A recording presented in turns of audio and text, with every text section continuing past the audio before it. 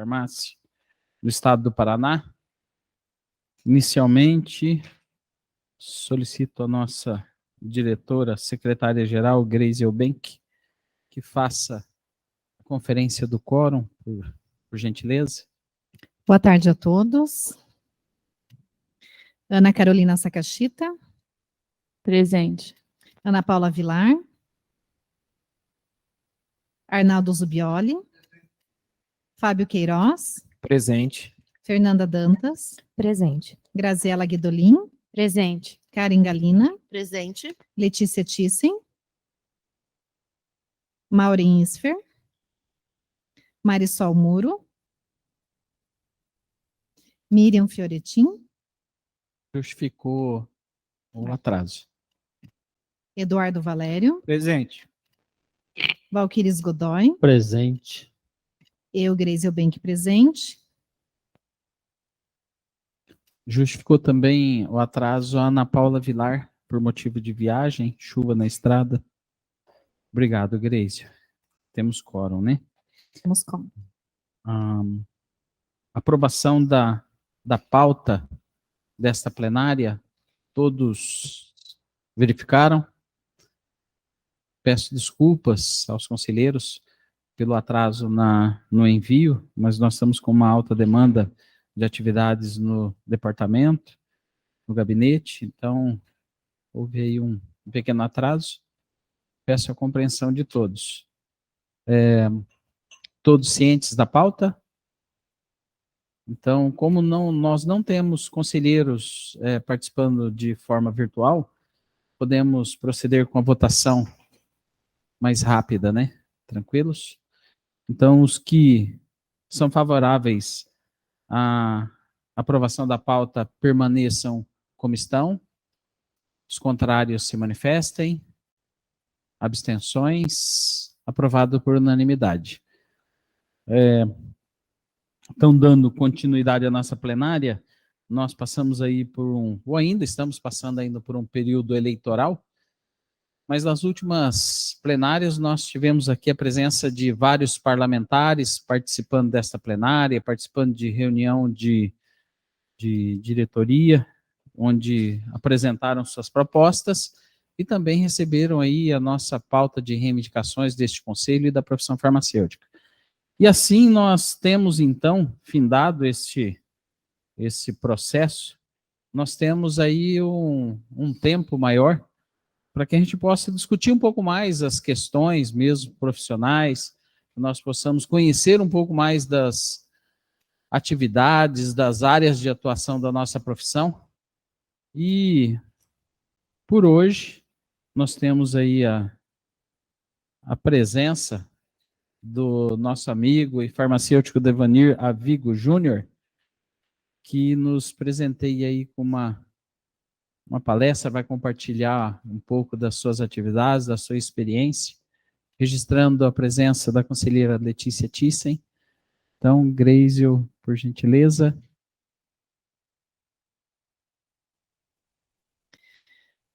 Nossa palestra temática, então, que tem o tema Atuação Farmacêutica na Produção e no Desenvolvimento na Indústria da Cerveja. Nosso convidado, pode ficar à vontade. Opa, fez barulho.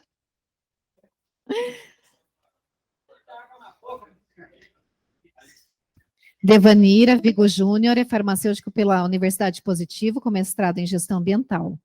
Professor universitário por 12 anos e atualmente é o CEO da cervejaria Roots. Seja bem-vindo. A palavra é sua. Obrigado pelo convite. Sempre um prazer estar de volta aqui à casa, né? Como farmacêutico. Não é porque eu fui para a cerveja que eu deixei de ser farmacêutico. Vou mostrar isso para vocês hoje. Indústria cervejeira é mais uma das áreas de atuação do profissional farmacêutico, aonde a gente vai ver que tem tudo a ver com a nossa profissão, tá? Eu sempre consegui visualizar a indústria de cerveja como uma excelente oportunidade de mostrar o valor que nós temos de conhecimento. Onde nosso maior concorrente hoje nesse setor é o químico, tá? onde ali você vê a fragilidade do conselho, fragilidade de sindicatos e tudo mais do setor deles, da área deles. Fazendo só um parênteses aí, eu gosto sempre, eu como empresário, eu gosto de colocar isso. O farmacêutico, ele tem que estar lá na sua área de atuação sempre, a gente sabe disso, e aqui não é diferente. No setor hoje, cervejaria de Curitiba, nós vamos falar aqui daqui a pouco, temos mais de 52 marcas de cerveja, e eu tenho orgulho de falar que a Roots é a única que tem farmacêutico e é a única com profissional técnico presente no setor. Os outros vão lá no dia de produção, não ficam lá full time, né? Então isso mostra um pouco da nossa força como conselho, como no setor aí, e eu vou falar como que a gente pode agregar bastante aí, tá? Eu lembrar como que usa isso aqui. Aí. Então, como foi dito, eu fui professor 12 anos na área acadêmica, com muita honra eu executei essa profissão. Eu só estou aí em stand-by um pouquinho, em breve a gente volta aí, sempre estou fazendo umas palestras, alguns cursos. E trabalhei também na área de dispensação, área hospitalar, e vim parar na cervejaria, onde hoje eu comando a cervejaria Roots, tá? Cervejaria que ela comemora 6 anos agora em novembro. Desses 6 anos, 4 anos com polo cervejeiro próprio, 2 na modalidade de terceirização, tá? Então a gente terceirizou por 2 anos, e aí vocês podem me perguntar, mas o porquê montar uma fábrica se você tinha opções de terceirizar? E hoje você pensar assim, se eu tenho a opção de terceirização, sai muito mais barato, muito mais cômodo, muito mais prático. O motivo principal é que vocês devem, como farmacêutico, saber, a gente não consegue ter controle de produção quando você terceiriza. Eu terceirizei em Joinville, terceirizei em Erechim, terceirizei em 3 fábricas aqui em Curitiba, e todas ficavam cervejas diferentes. Ah, era ruim? Não. Boas cervejas, porém, 5 lotes do mesmo rótulo, diferente. 5 cervejas diferentes. Cerveja, ela tem muitos detalhes técnicos, ela é muito sensível às variáveis. Quando eu percebi isso, eu falei, bom, eu não vou conseguir ter controle de qualidade do meu produto se eu não tiver minha própria cervejaria. E aí foi o desafio de montar a cervejaria, e hoje a gente está aí há 4 anos com a nossa fábrica. A Roots, ela nasce de um grupo de amigos, tá? Que a gente tinha a ideia de fazer cerveja, eu fui o idealizador disso, onde eu fazia cursos ensinando a fazer cerveja, ministrei disciplinas na graduação de enzimologia e técnica de fermentação, e aí fui linkando com isso e foi virando uma paixão aí, produzir cerveja. E hoje nós estamos aí. Eu vou deixar esse infográfico aqui de produção, e aqui eu vou começar a falar várias situações que mostram a importância do farmacêutico. E depois eu quero fazer um rápido gancho aí, também da importância do farmacêutico ser, a cada dia que passa, mais empreendedor. Ah, não importa se você vai ter uma farmácia, se você vai ter um negócio, mas empreendedor, eu quero mostrar para vocês, na pessoa física também. Cada vez mais é necessário isso. Aqui mostra um fluxograma aqui de produções, da produção. Então ali a gente tem malteação, mostura. Eu vou tentar resumir, eu não quero ensinar ninguém aqui a fazer cerveja, mas eu quero... Não quero ensinar ninguém a fazer cerveja, mas eu quero mostrar que, diante dessas etapas, eu percebi o seguinte: o farmacêutico era muito mais útil em ganhar rendimentos de processo, em melhorar a agilidade de adega, que nós vamos falar aqui daqui a pouquinho, do que propriamente só ficar analisando o controle de qualidade. Não que o controle de qualidade não é importante, ele é importantíssimo. Você atestar que o teu produto final é bom, ótimo. Agora, você mostrar para o seu investidor que você consegue criar um sistema muito mais rentável, isso é muito melhor. E está na nossa expertise isso, tá? Que muitas vezes a gente não se toca. Então, vamos lá. Primeira etapa, quando você pensa em fazer cerveja, você vai pegar um malte e vai processar esse malte para transformar isso num líquido doce, que é o mosto. Então, O mosto, no vinho, você usa uva, aqui a gente usa o malte. E o malte nada mais é que a cevada que passou por um processo de torrefação. Então, aqui já começam os primeiros pontos que eu comecei a observar. Bom, por que tem fabricante que cobra mais caro e outros mais baratos? Não tem muito segredo no mercado. O mais barato, muitas vezes, não vai te dar o rendimento que você quer. O mais caro te dá um rendimento maior. E aí você tem que pôr na balança. Então, eu comecei já nessa primeira etapa a escolher os fornecedores ideais para fazer o processo. Coisa que nas fábricas de terceirização era simplesmente, olha, eu uso malte Pilsen. Comprava o mais barato que tinha. E aí dava essas oscilações. Nesse processo de mostura, de transformar esse malte em um líquido doce, você precisa quebrar o grão para ele liberar a cadeia de amido, e aí entra a nossa primeira aula de bioquímica aqui. Lembram quando a gente falava de metabolização de carboidratos? Vou fazer que nem eu falava, mas fala que sim, né? Vejo, por mais que a gente não lembre, né? Metabolização de carboidratos nada mais é o quê? A gente começa a quebrar o carboidrato aonde? Quando você... Na boca, né? Mastigar, né? O nutricionista fala, ó, tem que mastigar 20 vezes, tá? Eu sou meio... Acho que eu tenho dente no estômago, que eu dou 2 mastigadas e já vai embora, né? Começa aqui porque a gente tem lá as alfa-amilases salivares, pH da boca, tudo que ajuda a ir quebrando esse amido. Depois vem e assim vai toda a cadeia para ter o resultado final o quê? A glicose lá, a energia que a gente quer. Aqui não é diferente. Aquela segunda panela ali, chamada mostura, eu vou controlar temperaturas, eu vou controlar pH da minha água, de forma que eu faça com que esse amido quebre e gere um açúcar num rendimento maior lá no final. Então, quando eu comecei a estudar isso, eu vi que o segredo do negócio estava em descobrir temperaturas, condições ideais para que eu conseguisse ganhar um rendimento maior.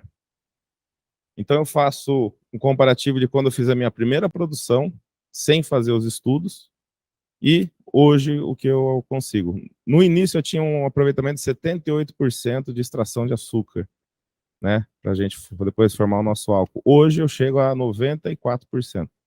Então, uma melhora muito grande em você simplesmente entender que dentro do próprio grão você tem proteínas com características enzimáticas, que você, favorecendo as temperaturas e as condições que ela quer, com nutrientes e tudo mais, você vai fazer com que ela tenha um rendimento maior de quebra. E ao final eu tenho uma produção melhor. Gasto menos de insumo, produzo mais açúcar, formo a cerveja com o álcool que eu quero. Aí eu pergunto para vocês, hoje, se você pegar novamente aqui em Curitiba, Brasil, vou trazer alguns números, poucos profissionais da área entendem isso. A maioria de donos de cervejaria é publicitário, porque criou uma marca legal, um nome legal, advogado, pessoal que juntou ali um grupo de amigos, vão fazer cerveja, porque fazer cerveja não é difícil, gente. Você vai hoje na internet, estuda ali, você vai saber fazer cerveja. Agora, fazer cerveja boa e depois colocar isso no mercado, comercializar como marca, isso é difícil. Isso é muito difícil. Até porque a gente concorre com um setor que tem os maiores do mundo, né? Ambev, Heineken. Como que você vai competir com esses caras? Então você tem que ter um diferencial. Eu já vou mostrar aqui aonde eu tentei achar um diferencial. Então, eu fiz com que a gente, nessa primeira etapa, com conhecimento farmacêutico ali da bioquímica, a gente ganhou uma melhora de rendimento. Seguindo, a gente tem a etapa de filtração da cerveja, onde você dá coloração para a cerveja, onde você deixa ela na cor que você quer. As indústrias, quando eu falo artesanal, geralmente vai meio que no olhômetro, né? Vai vendo até um visor, você vai vendo a cor, agora tá legal, não tá? Eu fui e comprei um equipamento barato, chamado refratômetro, aonde a gente consegue padronizar essa coloração, né? Então você consegue trabalhando, depois eu comprei um turbidímetro e fui vendo a turbidez e assim por diante. Então eu fui conseguindo fazer a padronização disso. Foi mais um conhecimento nosso ali sendo aplicado.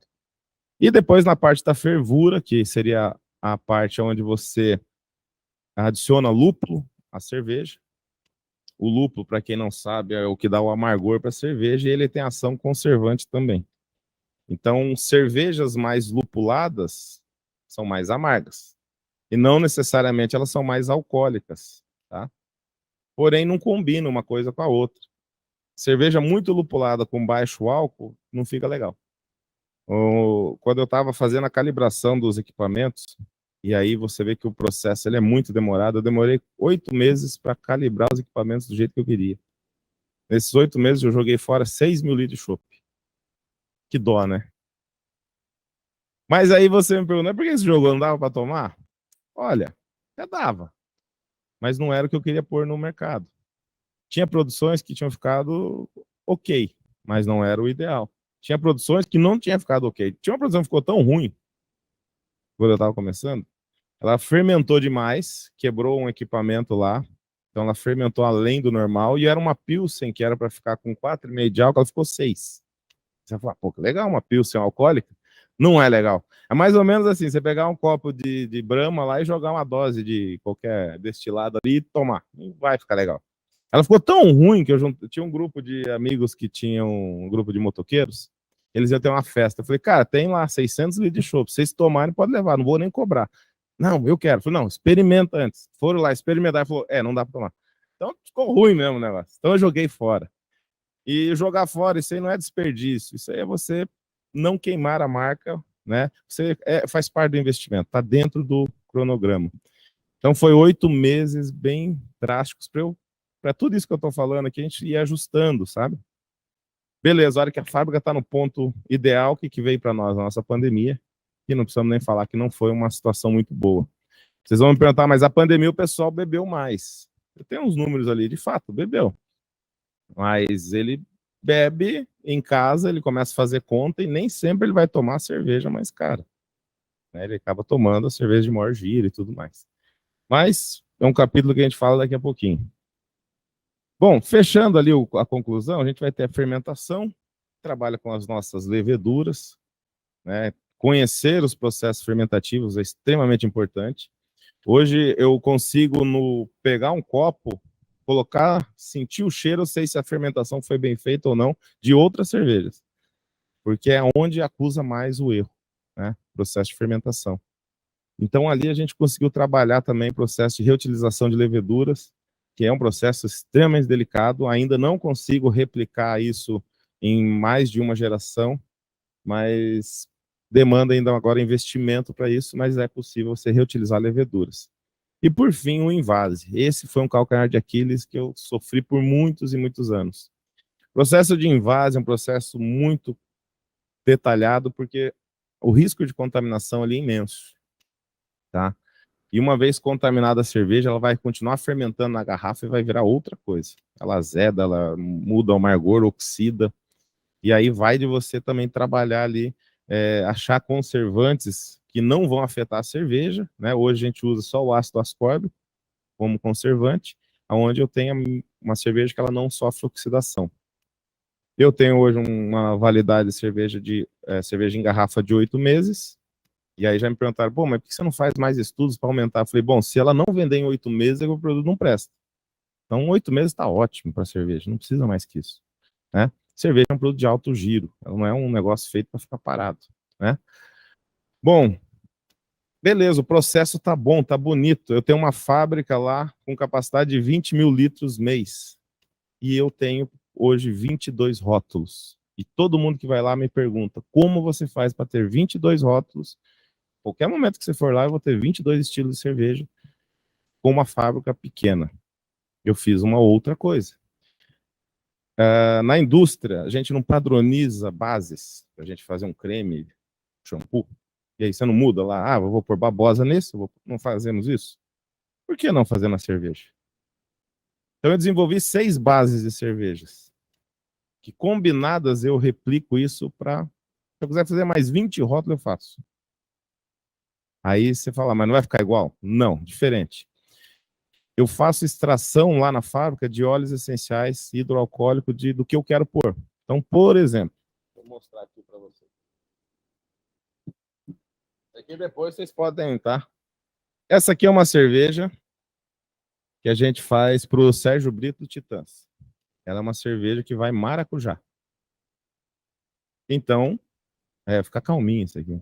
Se você tomar umas 20 dessas, fica bem calmo. O maracujá eu faço o quê? A extração desse maracujá da fruta.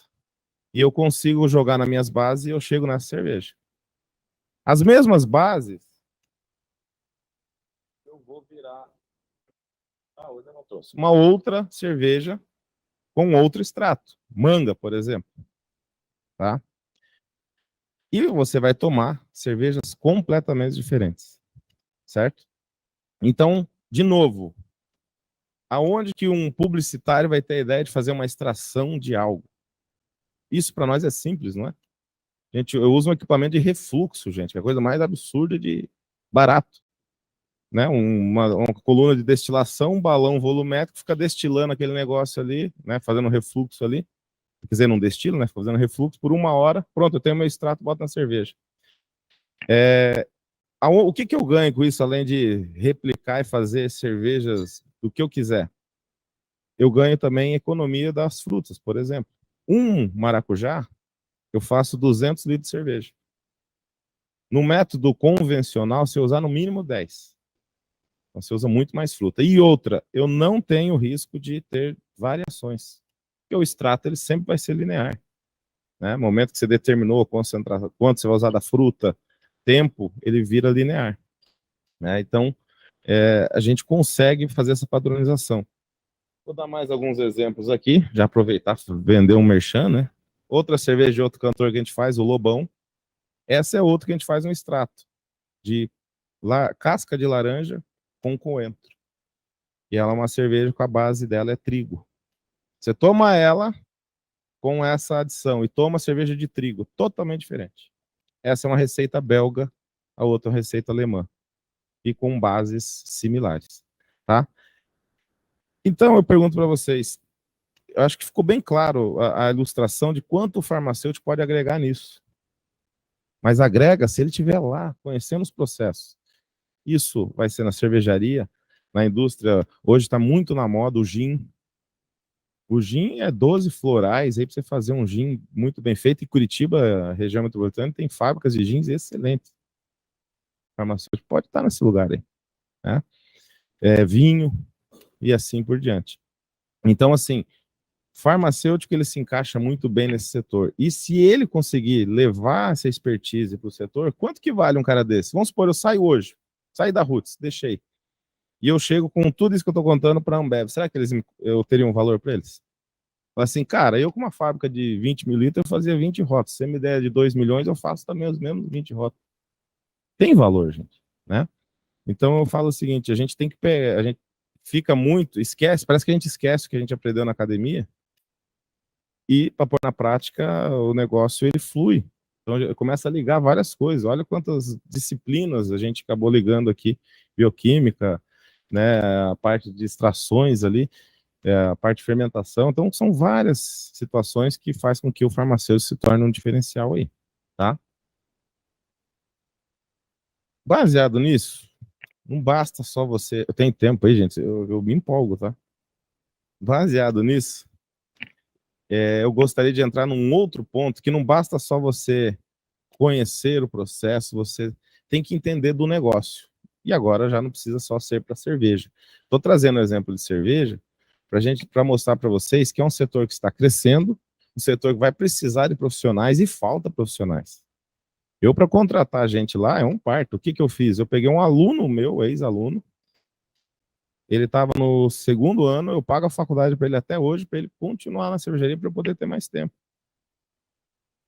E aí você fala, mas não é mais fácil achar? Eu não tenho esse profissional. Eu quero manter a minha linha de raciocínio. Então esse profissional não existe no mercado. E é um mercado que, falando de setor hoje, ele começou em 1853, Brasil. Se você pegar a Europa, a partir de 500 depois de Cristo. Então a gente é bem recente na questão de cerveja. Representa 1,6% do PIB nacional e ele representa 14% do setor industrial de transformação. Então, o setor cervejeiro é um setor muito forte. Tá? Um setor que gera muita riqueza. 2021 o pessoal bateu recorde em consumo. Tá? Então aí vocês vão falar, a pandemia teve reflexo com isso? Provavelmente sim. Tá? Chegamos em 14,3 bilhões de litros de venda em 2021. É cerveja que não acaba mais, né? Disso, representou o quê? 7,4% do aumento de produção em relação ao ano anterior. Ó, só para a gente comparar como esse número foi expressivo, a maior venda de cerveja no Brasil foi em 2014, 13,8. O que tinha no Brasil? Copa do Mundo. E chegou em 2021 em 14,3. E fala para vocês que a projeção para esse ano é mais 10%. Vai aumentar 10%. Então, é um setor que está crescendo demais, tá? Obviamente, tudo que cresce aumenta a concorrência, né? Então, olha lá, cervejarias no Brasil hoje, em 2017 a gente tinha 679 cervejarias, 2020 foi o último dado atualizado, 1.383, isso aí já deve ter passado de 1.500. E por que o crescimento? Porque os números são bons.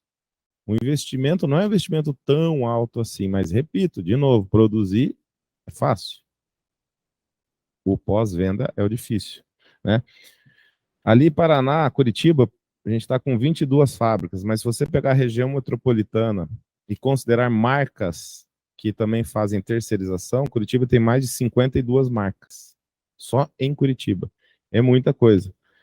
Se você comparar com São Paulo capital, 39. Então nós temos mais marcas de cerveja que São Paulo, tá? Então é um mercado em Curitiba muito agressivo, como sempre, a gente sabe disso, né? Acho que quem trabalha em farmácia aqui não é agressivo, Curitiba? Cerveja não muda, viu? Mesma coisa, tá? E sendo agressivo, você também tem que ser agressivo no que você vai fazer. E aqui só para ilustrar como foi crescendo, olha como é um mercado bem novo. Em 2000 tinha 40 fábricas. E hoje a gente passa de 1.383. Dessas, cada 100 cervejarias, 2 são do Grupo Ambev, uma do Grupo Heineken, uma do Grupo Petrópolis, e as outras 96 são independentes. E esses caras estão cada vez mais de olho nas cervejarias independentes, tá? Só para comparar com outros países, o Brasil ali é um país continental que eu comparo com os Estados Unidos em questão de território, acho que não daríamos para comparar com consumo, mas olha o potencial que tem de crescimento. Estados Unidos, 8.800 fábricas aproximadamente. Esse ramo, que se chama cerveja artesanal, nos Estados Unidos representa 35% do consumo. No Brasil, ano passado chegou a 4%. Então, de todas as cervejas que todo mundo toma, só 4% é artesanal. 96% é o meio das grandes aí que a gente conhece. Tá? Então, tem um mercado a ser explorado muito forte. E eu gosto muito de tocar nessa tecla que a gente tem que ser empreendedor em tudo. Não só na questão, eu tenho uma empresa, não, questão pessoal. Falta isso para o farmacêutico. E eu vejo que eu consegui, e daqui a pouco eu vou dar um exemplo, não tem nada a ver com farmácia, eu consegui trabalhar isso ao longo do tempo para que eu fosse melhor, que eu vim melhorando o meu lado empreendedor. E senão esse negócio aqui não vira, tá? Hoje, a gente é um grupo de investidor que trabalha com a Roots. E eu tenho que prestar conta para ele, tenho que falar, mas eu tenho que mostrar que o negócio está desenvolvendo. Para isso, eu tenho que me desenvolver, né? E quando a gente fala de empreendedorismo, eu sempre brinco com os alunos, quando eu toco esse assunto, que a gente esquece dos conceitos mais básicos que a gente pode falar do empreendedorismo. Que o empreendedorismo nada mais é do que você determinar uma meta para realizar um sonho. Numa empresa, você determina uma meta para atingir um resultado. Pessoal seu, a gente troca resultado por sonho. Então, eu sempre falo, a gente peca muito por não determinar metas na nossa vida, no nosso dia a dia. O dia passa e a gente naquele dia não teve meta nenhuma, foi embora. Hoje a minha meta era o quê? Vir aqui, fazer uma palestra com vocês. Tenho coisas para fazer lá, final do dia, e eu termino lá por 10 da noite em casa com a meta cumprida. Se eu não fizer isso, eu não tive sucesso, eu não consegui executar o que eu queria, né? Então, eu gosto de falar isso o pessoal que está começando na profissão, que hoje falta muito a questão de determinar metas, falta o comprometimento. A Roots hoje ela recebe aproximadamente, nós estamos com 10 estagiários, no turno da manhã e tarde. E é uma tristeza o que eu vou falar. Dos 10, vai pegar um que você fala, esse cara vai se dar bem. Não tem comprometimento, é tipo assim, caiu um negócio no chão. Precisa falar que tem que limpar? Não precisa. Mas ele espera você falar, viu, você não vai limpar? Ah, é para limpar? Dá vontade de falar, não, deixa sujo aí. Né? Sem contar outras coisas. A pessoa ficar no seu maldito celular o tempo todo ali. Né? A pessoa ficar num canto sentado esperando a ordem. Quer dizer, falta comprometimento, falta os caras estar mais ativos. Agora tem uns que chegam ali, chega até e falou, professor, o que eu faço agora? Me dá a tarefa, eu quero fazer, eu quero aprender. Sabe, aquele cara, eu falei, esse cara vai longe. E é engraçado porque eu dei aula para esses caras. E esses mais ativos não eram os melhores na sala. Não tinha as melhores notas. É curioso isso, né? E aí talvez eu me veja um espelho. Eu era horrível na faculdade. Deixa eu ver, tem alguém que foi meu professor aqui hoje? Não, graças a Deus. Eu não era bom aluno. Não, longe disso, eu era bem mediano. Só que eu sabia que o mercado de trabalho ia me cobrar isso. Então eu procurei melhorar ao longo da vida. Né? Fiz mestrado, fui fazendo cursos, enfim. A vida cobra. O mercado de trabalho, ele seleciona do bom do ruim. Isso é fato. Tá? Eu vou contar um fato que aconteceu numa faculdade que eu dei aula. Um aluno tinha reprovado ele em todas as disciplinas que eu dei aula para ele. Dei aula 6 vezes para esse caboclo. 6 vezes ele reprovou. Era 6 disciplinas diferentes. Esse era o problema. Chegou o tal conselho de sala falando, olha, vamos ver, o aluno tem que terminar a faculdade. Eu falei, por que ele tem que terminar a faculdade? Ele não consegue passar? Não tem que terminar. Não, ele precisa terminar. Chegou o ponto do pai do menino ir lá na faculdade, fazer uma reunião com os professores, meio que implorando para dar uma chance para o menino terminar a faculdade, porque ele ia trabalhar na farmácia do pai. E eu falei, me desculpa, da minha caneta você não vai ter. Se você quiser arrumar lá com o reitor, você dá um jeito. Comigo não vai passar. E deu o jeito, o reitor passou ele, do jeito dele. Passou uns 6 meses desse menino formado, eu encontrei ele numa padaria em Santa Felicidade. Falei, ô fulano, e aí, como que tá as coisas? Professor, tô procurando emprego. Falei, procurando emprego? Você não ia trabalhar com seu pai? Pois é, ele não me aguentou lá. Sabe o que eu fiz? Eu peguei o carro e fui na farmácia do pai dele. Eu falei, você entende o que eu tava falando? Teu filho não tava preparado? Hoje eu entendo, mas eu precisava que ele terminasse, não aguentava pagar. Eu falei, então não é assim. Terminar uma faculdade, eu posso estar sendo talvez um pouco radical, mas não é para todos. Se ter uma profissão não é para todos. Se o cara não estiver comprometido, ele não pode ser. Né? Infelizmente, hoje tem essa questão. Não, vai embora. Mas aí o que aconteceu? O próprio pai, o mercado filtrou esse cara. E eu não sei hoje como que tá. Mas agora imagine se esse cara tá num... Eu sempre brinco, né? Imagina eu tô lá numa cama deitado, chega o cara para me aplicar um injetável e fala, será que é esse ou é esse? Eu lá travado, o que eu falo? Né? Então, a galera aí, ela esquece um pouco que o negócio é muito além de só terminar uma faculdade. Não é só terminar uma faculdade, é muito além disso. Né?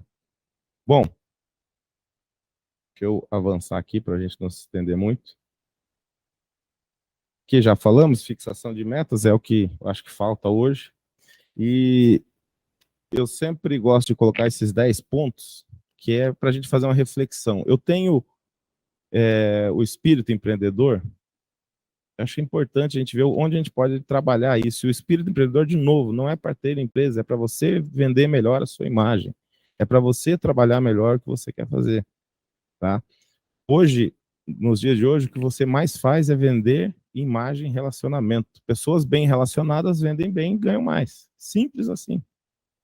Pessoas que não se relacionam bem, não conseguem vender sua imagem, não vai vender bem, não vai ter o que, vamos depois falar disso, sucesso, eu não gosto muito dessa palavra. Mas vamos lá. Estamos trabalhando, a gente é inovador no que a gente está fazendo, tá? Eu gosto muito dessa segunda, a gente é inquieto. Eu sou um cara inquieto pra caramba. Toda hora eu fico pensando o que eu posso melhorar. Vou dar um exemplo. Eu estava tentando entrar numa rede de supermercado chamada Festival, com essa linha aqui, Lendas do Rock. São 7 rótulos. Cheguei pro cara e falei, olha, você vai ter os artistas para fazer propaganda para você. Cara, falei, dei tudo que eu podia. Preço e tal. Ele, vamos ver, vamos ver, vamos ver. Pô, mas não é possível, cara. Tanta cervejaria lá, eu não vou conseguir pôr. Aí, eu tirei umas férias agora, voltei, liguei pro meu vendedor, falei, daí? Nada? Não, nada. Isso uma segunda-feira. Na terça-feira, eu tomando banho de manhã, me veio aquela parte do inquieto ali, falei, cara, mas eu tô dormindo no ponto. Nós vamos ter Copa do Mundo. Vamos criar uma garrafinha Copa do Mundo. Aí eu criei 7 rótulos com 7 seleções diferentes. Brasil, Argentina, Portugal, Holanda, Alemanha e França. 7, né? Peguei e só falei pro cara, fala pra ele que eu tenho uma linha Copa do Mundo. Se ele quiser, senão eu tô indo oferecer pro Mufato. Ele mandou de manhã. Meio-dia o cara falou, vem aqui à tarde com as garrafinhas, eu quero ver. Eu não tinha nada pronto. Eu falei, e agora, caramba? Corri fazer as garrafinhas, a gente faz essa impressão lá na fábrica. Desenvolvi rapidinho, cheguei com as garrafinhas vazias. Falei, chegou da gráfica hoje, tá? Então tem coisa para melhorar. O cara olhou, ficou assim. Eu sabia que ele queria aquilo.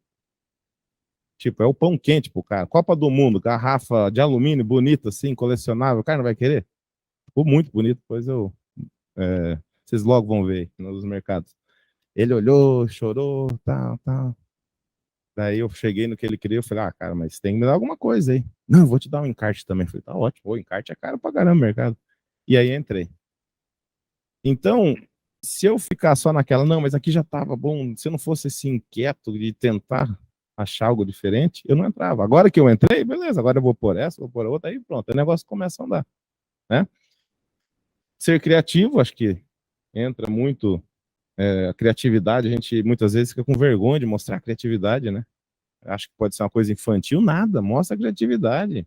Vergonha é não mostrar, né? Planejador, tem que planejar, pensar no futuro, né? Meu futuro, a gente sempre tem que estar planejando o que a gente quer lá para frente, aonde a gente quer chegar. O empreendedor tem que ter um modelo. Quando eu falo modelo de pessoa, não é se você querer ser a pessoa, mas eu acho importante a gente ter seja um palestrante, um professor. A gente sempre tem alguém que a gente gosta de ter um espelho, né? Isso é legal, você vai tentando chegar mais próximo. Tem um amigo que ele fala o seguinte, é muito melhor você querer chegar, né, quem está acima de você, do que você querer ficar se mostrando para quem está abaixo, né? Então quem está acima, você sempre corre lá. Daqui a pouco você chegou lá do cara e você vê que tem outro, né? E é essa busca que você nunca vai terminar na sua vida, leva você a crescer, né?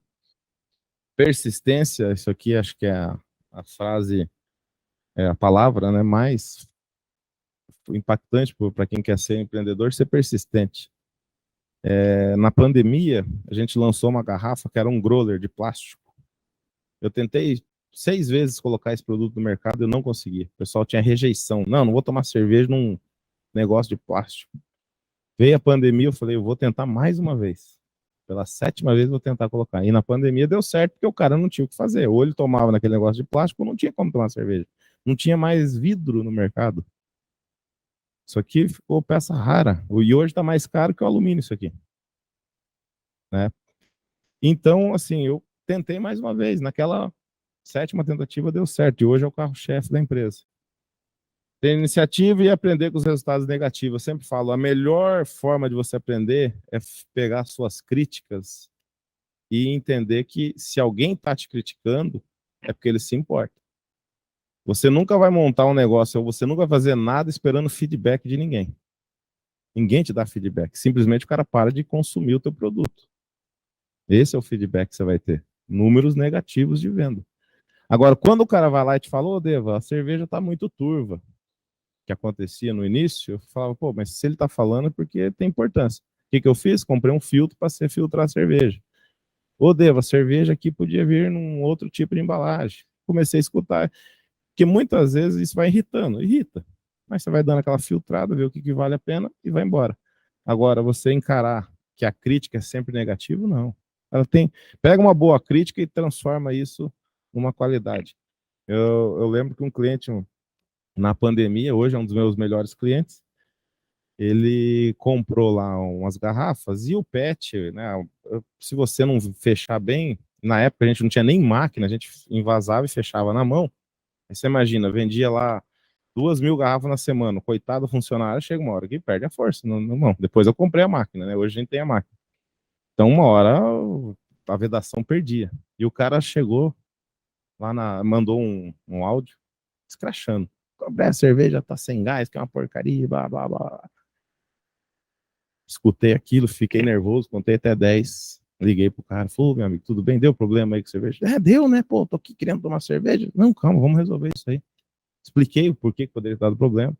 Ó, tô te mandando agora outra aí de cortesia, não vou nem te cobrar, né? Mandei para ele. Ele recebeu, não, essa tá legal agora. E depois o cara foi amansando e tal. Quando eu vi, ele tava postando no Facebook, no Instagram já a cerveja. E hoje é um ótimo cliente meu.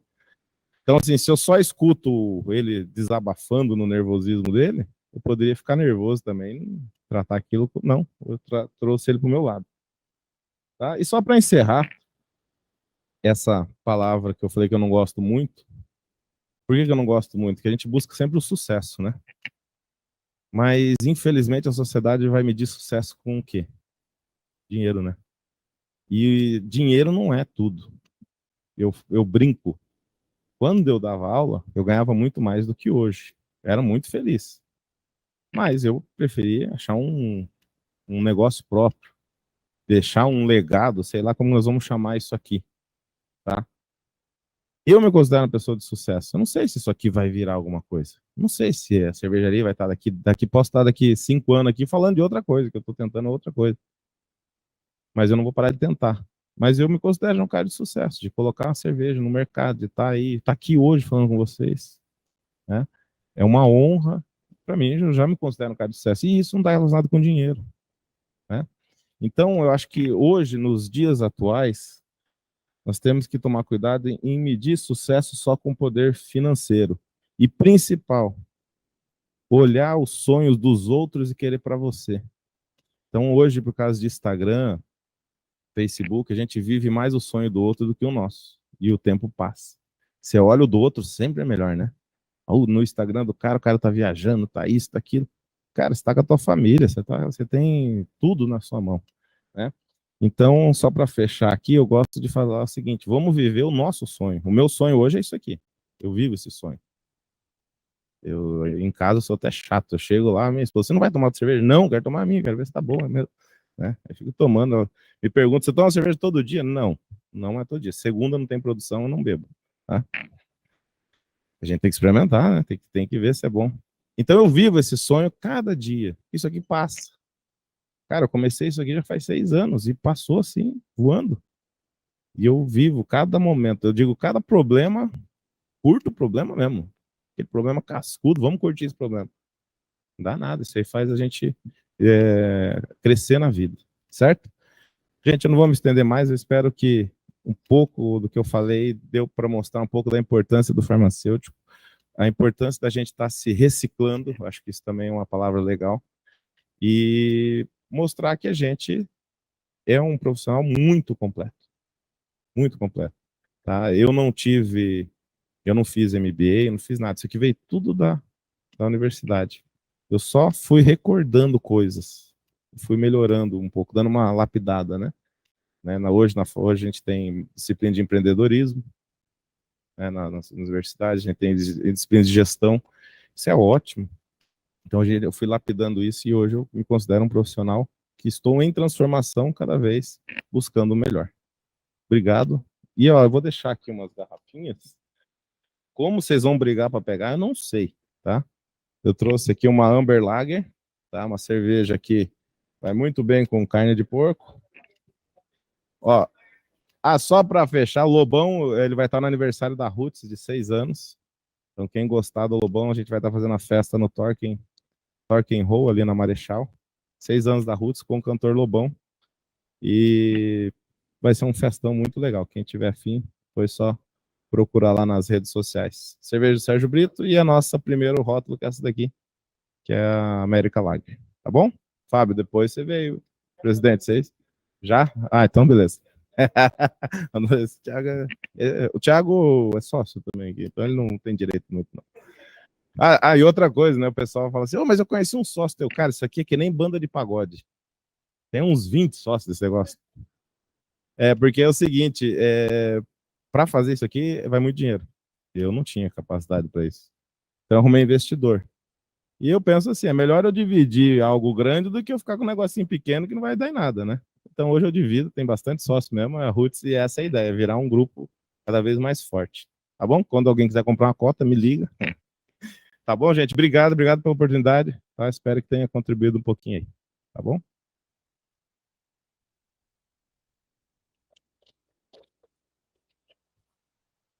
Devanir. Oi? Márcio. Se você quiser continuar aí, porque Fico. nós abrimos para as Tá bom, perguntas, tá? fica aqui. Muito obrigada pela sua Imagina. palestra, né, pelas suas palavras de alimentar sonhos, de empreender, né, da parte de gestão do empreendedorismo e de falar principalmente da importância, né, do farmacêutico, desse papel, né, do quanto esse profissional ele contribui, do quanto ele é dedicado àquilo que ele faz, né. E muito obrigada mesmo. A gente já abre para as perguntas. Eu só preciso registrar as presenças da Marisol, seja bem-vinda, doutora Miriam, a Maureen. Quero registrar também, mais uma vez, a presença do Luiz Henrique Zaniolo Juste. Mais uma vez, seja bem-vindo. E da Caterina Abubakalife. Seja bem-vinda também. Márcio, a palavra é sua. Obrigado, Greidio.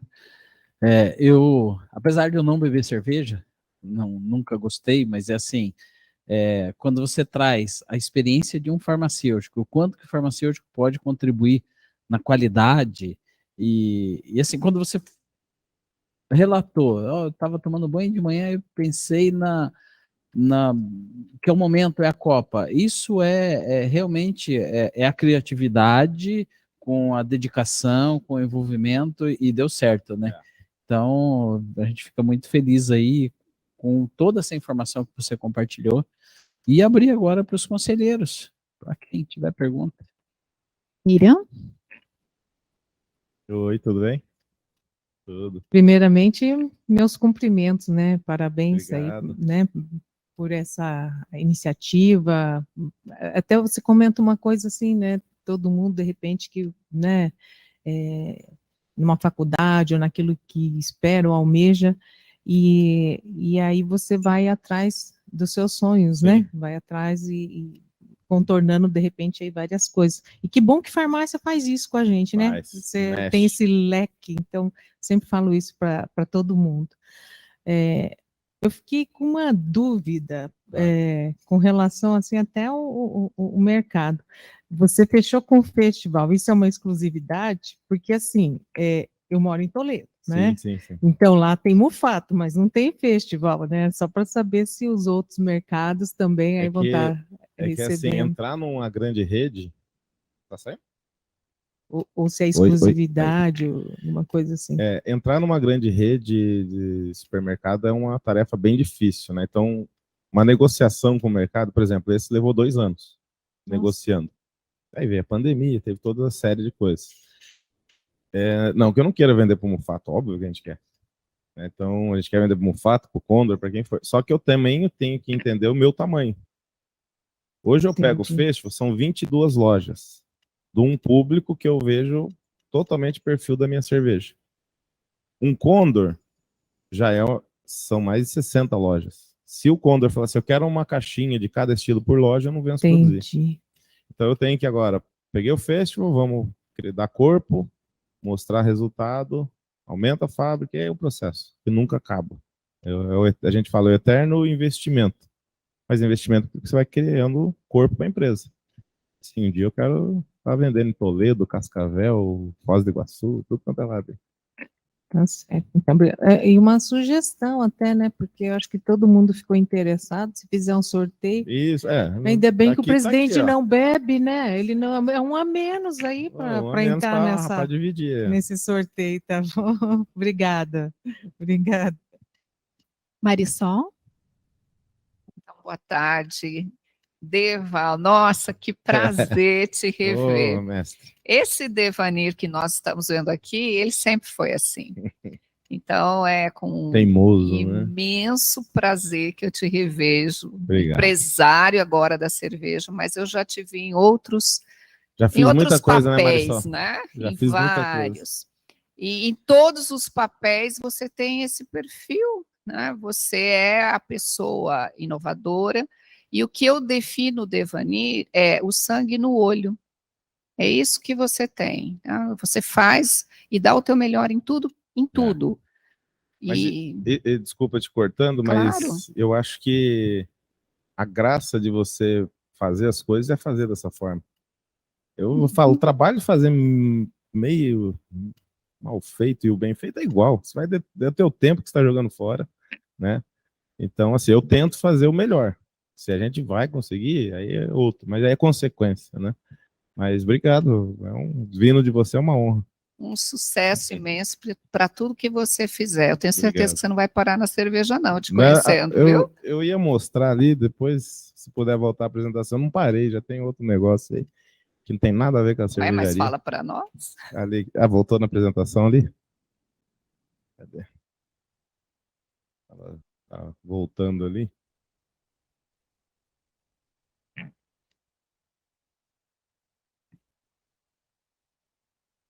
Não que não tenha a ver com a cerveja, mas não tem a ver com farmacêutico, né? Mas daí já é uma paixão minha. Pode pôr lá no penúltimo slide já. Aí, ó. Ah, que legal. Isso aí é uma linha nova que a gente está lançando de temperos, molhos que vão cerveja na formulação. Então tem, por exemplo, um lúpulo com um barbecue com lúpulo. A gente tem um molho que vai a cerveja de manga que a gente faz. E, paralelo a isso, eu criei o primeiro pub chamado It's BBQ Time, que a linha de tempero leva esse nome, que a gente vai tentar franquear isso aí mais para frente e tudo mais, né? Não tem muito a ver, mas eu adoro cozinhar. Não sou um bom cozinheiro, mas a gente achou parceiros aí, todos os produtores locais aqui em Curitiba, e o foco é churrasco defumado e tudo mais. Fica no Arthur Bernardes. Se quiser pôr o último slide ali. Eu não bebo, mas eu como pra caramba, viu, Devanir? Já tem um lugar. Fica no Arthur Bernardes 816, It's BBQ Time. Então é mais uma coisa aí. Minha esposa fala, pô, mais uma sarna. É isso aí, eu adoro sarna. Obrigado, Marisol. E a esposa também é uma parceirona, Oh, né? essa daí, Também uma essa ponta farmacêutica que vale a pena. Né? Lá nós estamos em 5 farmacêuticos. Tem a minha esposa, o meu irmão é farmacêutico, e mais 2 sócios farmacêuticos, todos na cervejaria. Que nunca se apague esse teu elan da tua vida, tá? Obrigado. Letícia? Olá, Oi, tudo bem? tudo bem? Também, primeiramente, lhe parabenizar. É Obrigado. empolgante, né? A sua paixão pelo que você faz. Obrigado. Isso é muito legal. Mas eu tenho perguntas mesmo. Opa, vamos. Então, a primeira pergunta é assim: dentro de alguns setores da nossa profissão, né, por exemplo, a manipulação, né? Todo proprietário de farmácia de manipulação reclama muito da questão da regulamentação mesmo, né? Que se exige situações de indústria para uma produção pequena. Como é isso no mercado da cerveja? Cervejaria hoje, quem é o maior fiscalizador é o Ministério da Agricultura, tá? A farmácia Anvisa, né? Então a gente tem já essa primeira diferenciação. É uma fiscalização onde você vai ter ali os parâmetros estruturais, porém não tem parâmetros regulamentários de formulações, por exemplo. Por quê? Não tem como eu falar para o Ministério da Agricultura, seja quem for, falar, a Pilsen, o estilo Pilsen tem que ser assim. Não pode ter fruta, não pode. Então não existe um padrão. Mas acho que essa palavra é melhor. Então, assim, quem fiscaliza nós, Ministério da Agricultura, tá? Onde ele vai te dar como tem que ser a estrutura da fábrica e as questões sanitárias da fábrica. Quem vai fazer a fiscalização do profissional é o conselho que você vai escolher. Então, a gente lá pode ser engenharia de alimentos, química e hoje farmácia, né? Então, basicamente, é isso. Como eu já trabalhei em farmácia, já trabalhei na área hospitalar, é muito mais tranquilo, tá? É muito mais tranquilo. Então, eu vejo assim... E também, assim, não, você vai falar, mais tranquilo porque o negócio é desleixado? Não, é porque o processo é simples, né? É um processo onde você não tem manuseio, né, que vai ter um problema com o produto ali, propriamente dito. Mas, na verdade, então, a fiscalização, a regulamentação é a mesma para você, de um pequeno produtor, de É a uma mesma mega coisa. Ambev. Por exemplo, tem uma cervejaria em Joinville chamada Opa Beer. Acho que muitos já ouviram falar. Até ano passado, ela era considerada uma cerveja artesanal. Os caras produziam 900 mil litros por mês. E chamava de artesanal na lei como a minha. Não tem como ser artesanal. Você imagina uma fábrica de... Hoje eles estão mais de 1 milhão de litros mês. Hoje eles já deixaram de ser artesanal, porque a legislação fala até 1 milhão de litros mês é artesanal. Então, não tem. E se você for na minha fábrica, que é pequenininha e na grande, os processos são exatamente os mesmos, a automação é a mesma. Tá? O que vai mudar? A eficiência do produto, do equipamento, óbvio, as receitas, quando você produz mais, você vai ter que ter um tipo de insumo, enfim, né? Então, não tem diferenciação. Se você for na Brahma, vai ser a mesma do que a minha, tá bom? Tá bem. Tem outra pergunta. Você falou ali da questão da quantidade de litros que muitas vezes descartou. Eu conheço uma cervejaria, tenho um parente que tem uma cervejaria artesanal e eles usam muito fazer destilado. Aham. Não tem problema. Sim.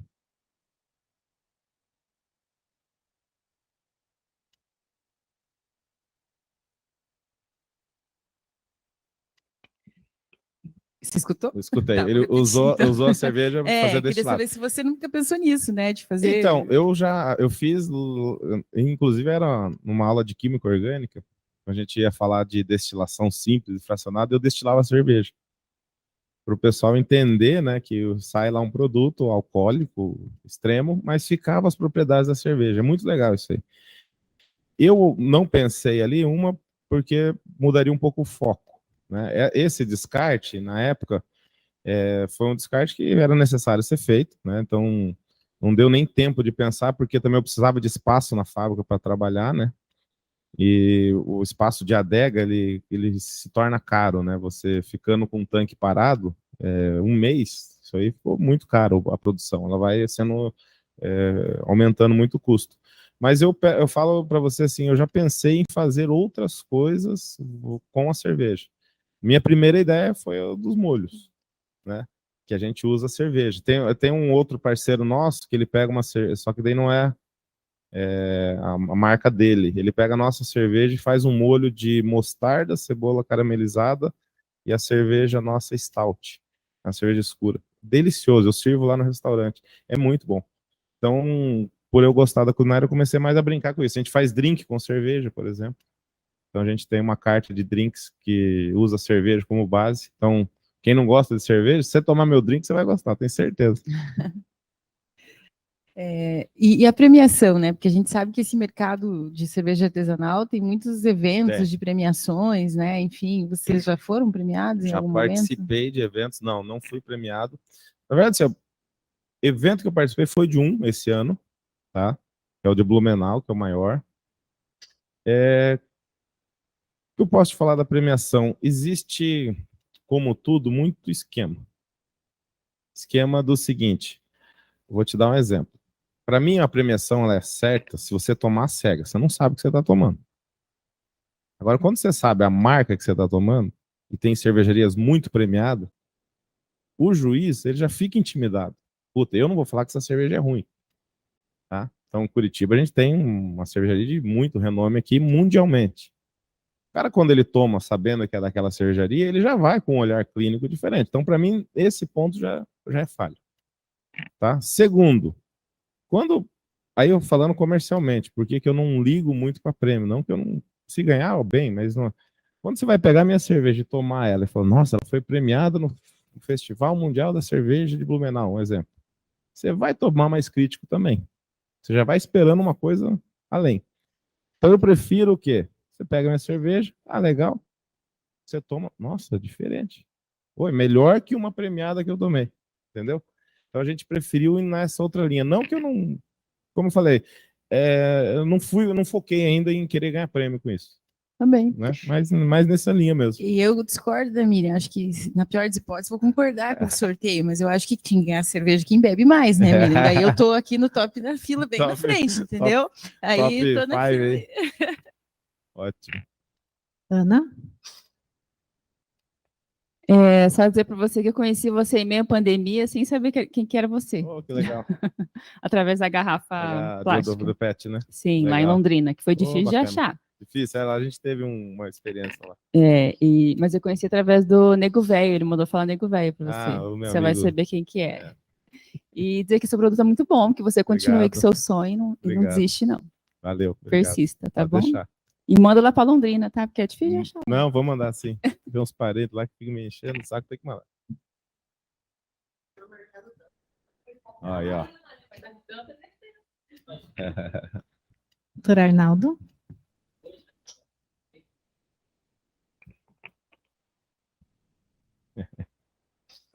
Bom, inicialmente, meus cumprimentos pelo seu Obrigado, trabalho, pela sua atividade empreendedora, pela sua criatividade. Espero que cada vez você prossiga mais e usando suas próprias palavras, nada é melhor da vida do que fazer o que gosta. É isso aí. Eu me permito, com a sua devida licença, de fazer uma pequena observação em relação à questão da produção de cerveja no estado do Paraná. E aqui eu queria render minhas homenagens ao professor Galotti, da Universidade Federal do Paraná, que montou o primeiro laboratório de enzimologia e tecnologia de fermentação na velha Faculdade de Farmácia, a Rua Coronel Dulcídio, que é lá, a Marisol já sabe, alguns daqui devem ter estudado por lá, e foi aluno do professor Galotti como eu. Naquela época, ninguém falava sobre isso, mas já o farmacêutico era uma pessoa compreendida como entendida em cervejas. Nós tínhamos, na época, as únicas marcas do mercado era a Brahma e a Antártica, na fase industrial delas. E elas ficavam nas portas da faculdade, e muita gente queria fazer farmácia industrial, que era uma habilitação da antiga resolução número 4 de 69, e muitos queriam fazer farmácia industrial só para ir trabalhar na indústria cervejeira, naquela época já, né? Mas o professor Galotti também, ele entrou em outros campos e a gente aprendia nessa disciplina dele, por exemplo, fazer licores, fazer vinhos, enfim, fazer outras bebidas, que às vezes, sorrateiramente, seus alunos invadiam seu laboratório e afanava algum desses licores e cervejas que ele produzia para consumir indevidamente. Então, aí eu fui no estado do Paraná, quando presidente do conselho, andei, tem outros farmacêuticos também nesse campo, inclusive o filho de uma colega de turma, Mercedes Sandrin, de Palmas, do Paraná. Eu ia falar, já farmacêuticos lá. Farmacêutico, ele largou o laboratório e se meteu na indústria cervejeira. Excelente cerveja, insana, excelente cerveja. Então eu fico feliz com isso, fico feliz por você. Obrigado. Porque ver um colega, não digo tendo sucesso não, usarei as próprias palavras, mas todo aquele que se encontra no exercício da sua profissão e cada vez vê caminhos e horizontes mais claros, é uma felicidade imensa. Muito. Eu acho que você deve continuar assim. Eu vi que você é inovador em outros campos. Sim. E eu, mais uma vez, eu felicito por essa capacidade empreendedora. Obrigado. Fica aí também minha lembrança do professor Galotti, também pioneiro e incentivador desse campo farmacêutico. Exatamente. Obrigado, doutor. Obrigado pelas palavras. Aí eu quero uma pergunta, esqueci. Opa, pode. Aí vai... O doutor Márcio é um abstêmio, né? Mas eu não sou, né? Então, eu tenho observado, ao longo do tempo, não estou dizendo da sua produção, porque eu não a conheço, me Sim, perdoe, sim. ainda não tive o prazer de consumir a sua cerveja. Certo. Mas eu tenho visto algumas cervejas que surgiram no Paraná, quando produzidas de forma artesanal, são excelentes. Quando começa a produção em larga escala, cai a qualidade. Eu queria que você me desse uma palavrinha, o porquê disso, que eu não consegui entender porquê desse fato. Acontece, para variar, o fator financeiro sempre sobressai, né? Vou dar um exemplo. A gente, quando vai fazer uma cerveja IPA, que é a cerveja mais forte, mais lupulada, e é uma cerveja que eu vou dar um exemplo. Para fazer 2.000 litros, eu vou gastar R$20.000, tá? Então, beleza. Colocou no mercado, teve aceitação, como você está falando e tudo mais. A gente brinca, né? Você quer tomar a melhor cerveja de uma cervejaria artesanal aqui em Curitiba, pega o lote do lançamento. Você sempre vai estar com a melhor produção lá. O cara quer impressionar. Passa o tempo, o cara fala, bom, eu estou gastando 20 mil, eu vou reduzir um pouco aqui, vou baixar para 18 mil o custo desse tanque. Continua no mercado, o mercado aceita. Uma mudança. Daqui a pouco ele abaixa para 16 e vai mudando. Isso quando não troca insumos, tá? Eu acho isso um risco muito grande e aqui em Curitiba acontece muito isso, de marcas acabar manchando por querer reduzir o custo num lugar que eu acho que não deve ser reduzido, que é na produção. Tá? Eu conversei uma vez com o diretor da Ambev e ele falava, terminava dia 31 de dezembro, batemos todas as metas, tal. 1º de janeiro, estava lá, agora temos que crescer mais 5, 6%. Da onde vem esse crescimento? Não interessa. E aonde que eles tiravam? Produção. Então, hoje, vou dar um exemplo. O cara substitui o malte Pilsen por milho, arroz. Isso é muito comum. Você economiza? Economiza. Mas aí já vem o outro fator. A cerveja vai te dar mais ressaca. Quando você tem aqui a produção com malte, cevada, malte, você vai produzir um álcool linear. Tá? Uma aula também aqui de ressaca aqui. Você produz um álcool linear, que o seu corpo está acostumado a degradar, o etanol lá, um exemplo. Maravilha. Agora, quando você começa a misturar arroz, milho e qualquer outra coisa que venha a fermentar, você começa a produzir outros álcools. E aí o teu corpo começa a não ter enzimas para degradar isso. E o que acontece? O álcool em corrente sanguínea vira o quê? Um aldeído. O aldeído, intoxicação para aldeído, o que acontece? Dor de cabeça, secura na boca, começa a queimar neurônio, você quer comer doce, né? É o que é o sintoma da ressaca. Ou quando você bebe muito, ou quando você toma produtos com qualidades inferiores. Então, infelizmente, as cervejarias acabam indo por esse caminho. A gente briga muito lá de fazer o seguinte, olha, não interessa o tamanho que a gente vai chegar, mas vamos manter. A cerveja vai se tornar um pouco mais cara? Tudo bem. A gente vai tentar ajustar onde dá. Vou dar um exemplo. Para eu chegar no preço que o Festival queria para comprar essa garrafinha, eu tive que negociar com o fabricante da garrafinha. Ela vem dos Estados Unidos. Mais caro que o líquido. Eu cheguei pro cara, falei, cara, eu preciso chegar a R$2,40 nessa garrafinha. Pô, Deva, eu não consigo. Falei, dá o jeito, senão eu não viabilizo o negócio lá. Aí o jeito dele foi o quê? Tá bom, você tem que comprar à vista 20 mil garrafas. Falei, tá bom. Esse é o jeito? Então tá dado o jeito. Se eu não conseguisse isso, eu ia tirar da produção? Não. Né? E então, assim, eu acho que você tem formas de você negociar para você conseguir manter suas margens. Né? A gente sabe como está difícil manter margem hoje em dia, mas o mais fácil é onde? Produção. Mas por que acaba acontecendo isso? O cara não tem, como eu falei, é um publicitário, nada contra publicitário, que eu falo isso porque eu conheço muitos publicitários na cervejaria, mas o cara ele não fica muito pensando na qualidade, ele pensa no vender o produto, a marca, né? o que é a expertise dele. Eu já não, eu penso na qualidade do que está aqui dentro. Né? Então, e é onde eu conquisto as pessoas. Eu nunca vou esquecer uma reunião com um investidor que entrou recentemente e eu cheguei para ele, toda reunião com o investidor, primeira coisa, experimenta cerveja. O cara tomou. Gostou da cerveja? Gostei. Então agora vamos conversar. Se você não gostou, não é nem conversando. E ele tomou a cerveja e falou, não, já conhecia, a cerveja é boa, tal. E eu vi que ele foi tomando mais um copo, mais um, e eu fui ficando mais enrolado. E eu falei, bom, ele gosta da cerveja. Aí eu comecei, você gosta da marca? Não, marca legal pra caramba. Ele é de Tocantins. Marca legal pra caramba e tal. Fomos conversando. Falei os números. Ele não pediu um relatório, um nada, falou, não, tô dentro, vamos embora. E hoje ele me falou, o que me encantou foi o produto, o líquido. Aqui eu vi negócio. O que vem depois, a gente vai enfeitar isso aqui, mas o líquido é o mais importante. Né? E aí eu falei, mas o líquido, isso aí, né, todo mundo faz. Ele falou, não, todo mundo faz, mas não desse jeito. Então ele gostou. Né? E é isso que ele também bateu, não vá perder essa qualidade. É difícil, é tentador você reduzir 2.000 de custo num tanque, você vai falar, nem muda. Muda. O tempo muda. Né? Então acho que esse é o... Eu acho que se eu respondi, a explicação mais provável é essa. Se eu posso fazer mais uma Pode, é claro. Como você é um investidor, eu sou ignorante nessa parte, então eu vou lhe fazer a pergunta. Você falou o preço do custo da garrafa. Por que você, como investidor, não opta por lata? As latinhas. Aqui é quase o mesmo custo, tá? Essa garrafinha, R$ 2,40. Uma lata hoje está em torno de R$ 1,90, no mesma litragem. Por que eu optei por essa? Hoje em Curitiba, dessas 52 marcas, apenas 4 continuaram com garrafas. Eu sou uma delas. Das 4 que continuaram com garrafa, eu sou o único que tem essa embalagem.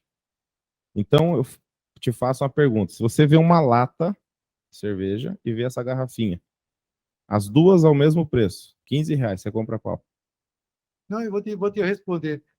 Se eu vejo uma lata e essa daí, se essa daí é mais cara e é de vidro, eu compro de vidro. Não, sim, vidro. Eu tô dizendo por que eu não fui para latinha. Eu quero dizer que eu preferi essa embalagem. Eu prefiro também.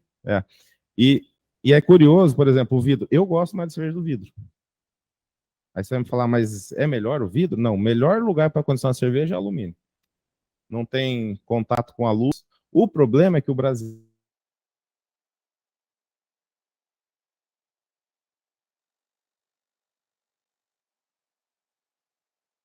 Heineken. Sabe qual foi a maior decepção da minha vida cervejeira? Eu fui na fábrica da Heineken na Holanda.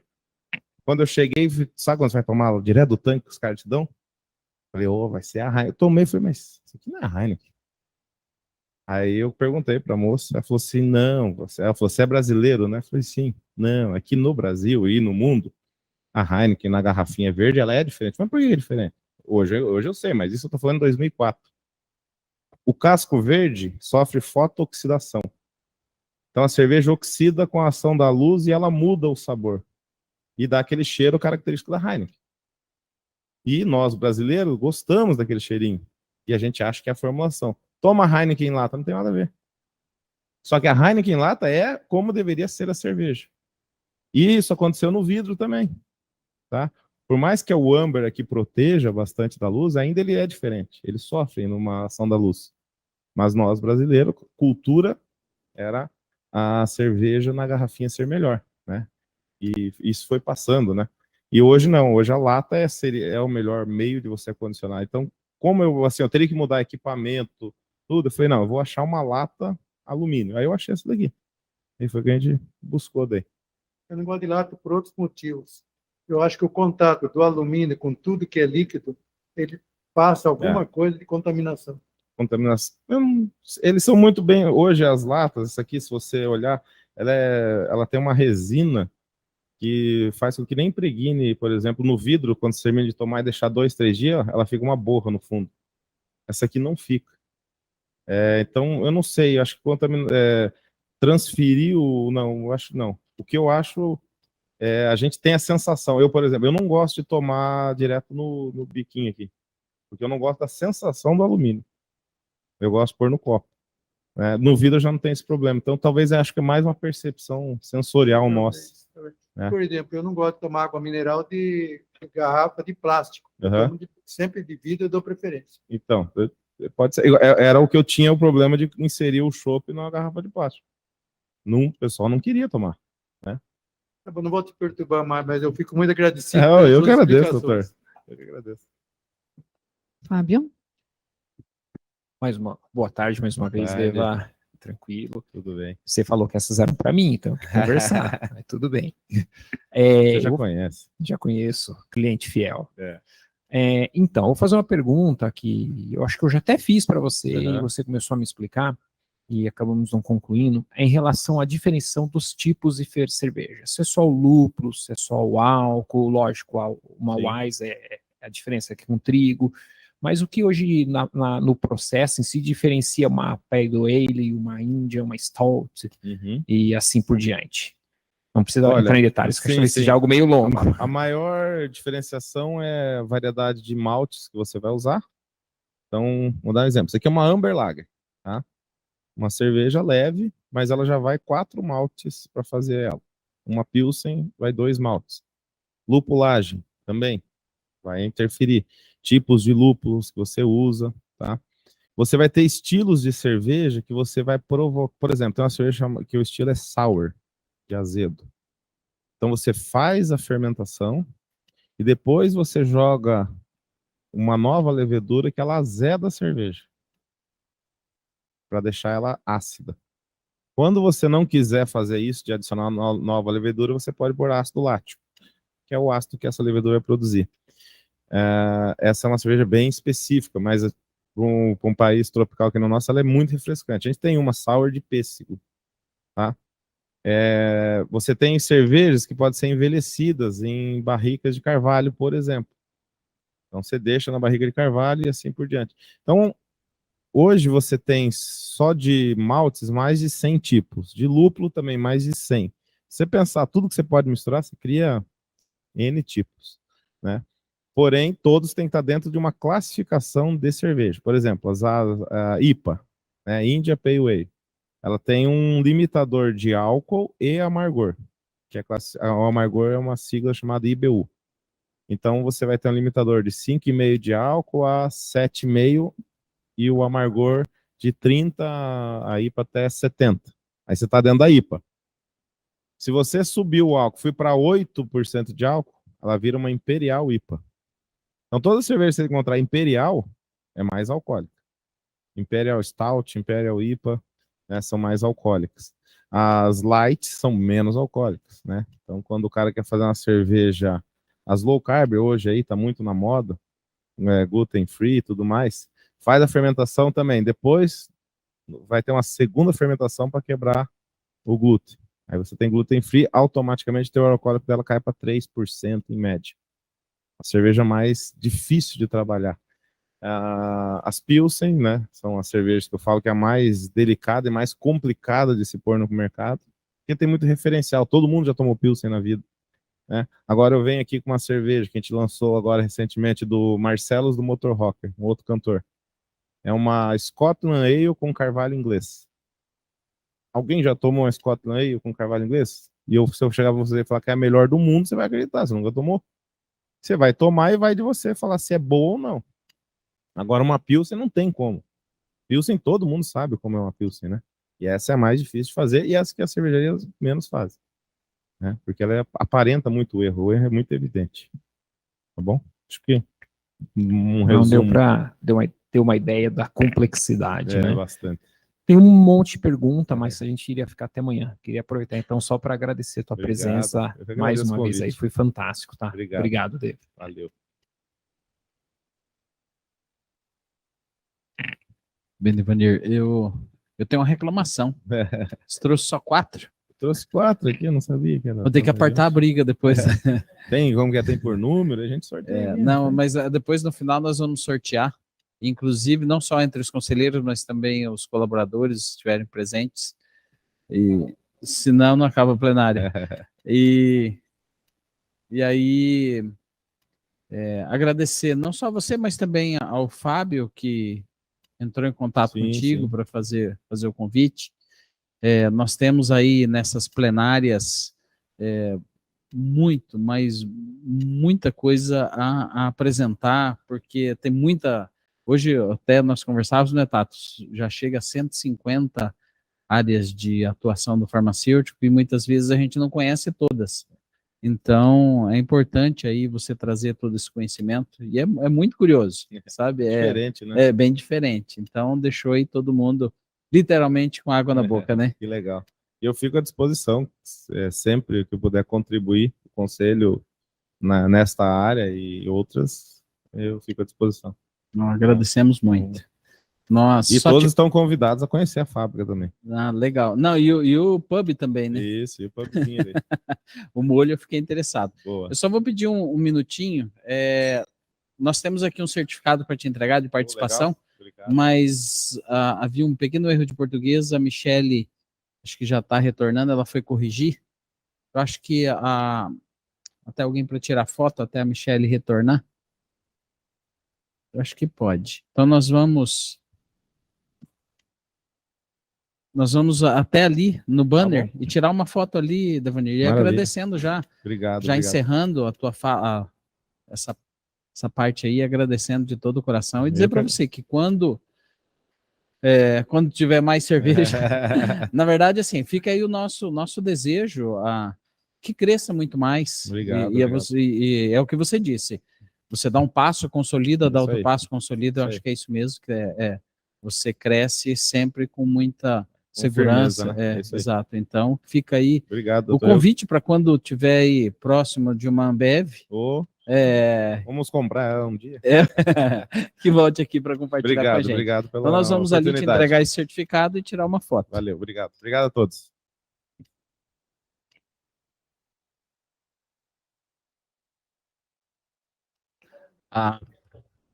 A Grace eu já anotou o nome de todos. Então, a Grace eu tenho que ficar atento.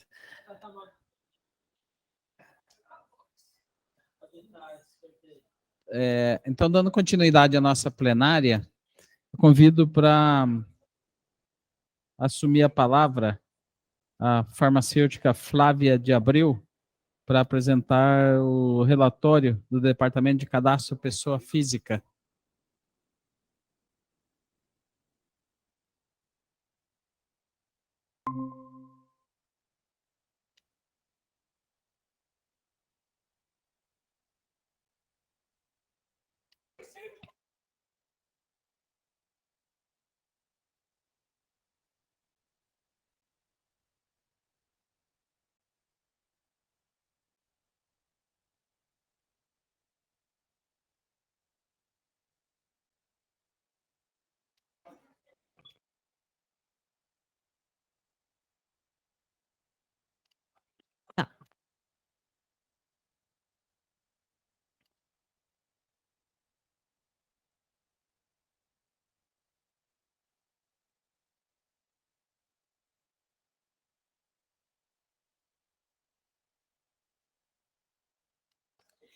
Registrando a presença da nossa conselheira Ana Paula Vilar, seja bem-vinda. Obrigada, boa tarde a todos. Perdão pelo atraso.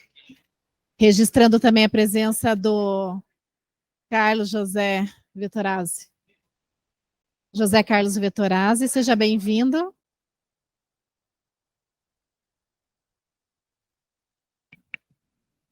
Boa tarde a todos. Então, iniciando os processos administrativos de pessoa física. Então, nessa plenária são 51 inscrições provisórias, efetivação de inscrição provisória para definitiva 52, inscrição definitiva 30, inscrição por transferência e secundária são 30 também, reabilitação de inscrição por transferência 11, reabilitação de inscrição definitiva 28, inscrição de técnico de laboratório 2, enquadramento para inscrição remida 2, totalizando então 152 inscrições. Baixas de inscrição por requerimento são 19, por transferência 41, cancelamento de inscrição por falecimento 1 e inscrição cancelada por vencimento de provisória foram 13, totalizando então 74 baixas. A inscrição cancelada por falecimento da farmacêutica Simone Soares de Souza Teixeira.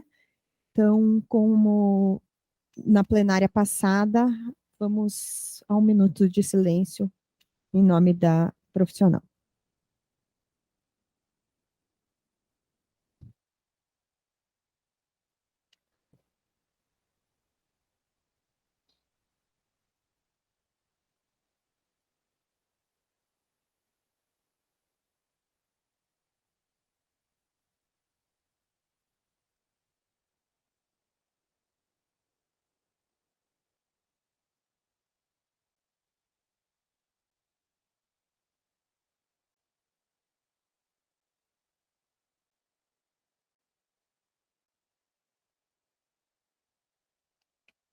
Que Deus conforte a família da Simone, familiares e amigos.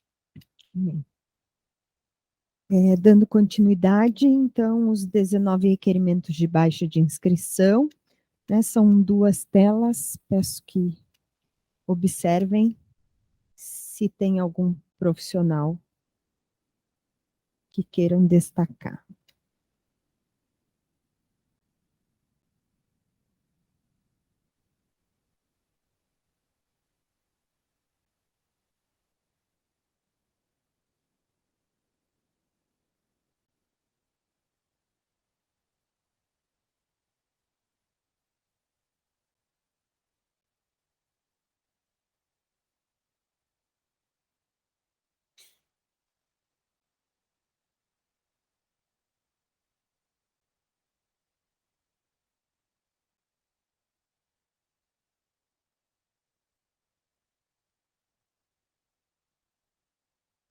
Essas foram as baixas.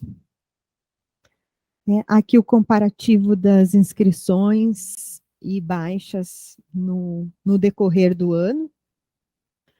Então, exceto, né, ali no mês de janeiro, né, todos os outros meses a gente teve um quantitativo superior de inscrições do que de baixa. Esse é o padrão de todos os anos mesmo. Normalmente a gente tem uma maior quantidade de baixa em janeiro em virtude da cobrança das anuidades. E depois esse quantitativo abaixa se mantendo, né, durante o ano. Então, esse mês, 152 inscrições e 74 baixas ali no laranja final. Eu não tenho nenhum destaque de pessoa física no momento. Se alguém tiver alguma observação, algum questionamento, eu estou à disposição. Não havendo. Flávia, só uma dúvida. Para remido, qual que é a idade? Precisa ter 65 anos de idade e 30 anos de contribuição. Então, muitas vezes até o profissional ele é transferido de estado, a gente tem que ter esse contato com outro estado para calcular se os 30 anos de contribuição atendem, né? Então, até eram 3 remidas para essa plenária, uma a gente não conseguiu a resposta do Conselho de São Paulo, ficou para a plenária que vem, que não é só a idade somente, né? Tem a contribuição também. Uhum. Tá ótimo. Bom? Só para esclarecimento. Perfeito.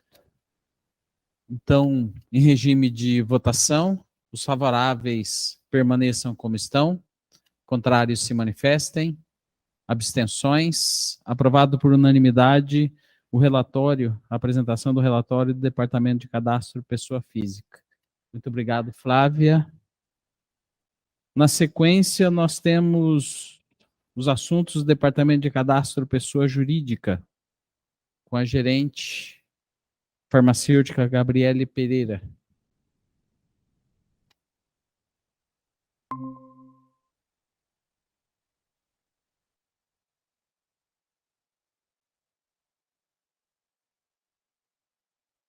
Boa tarde.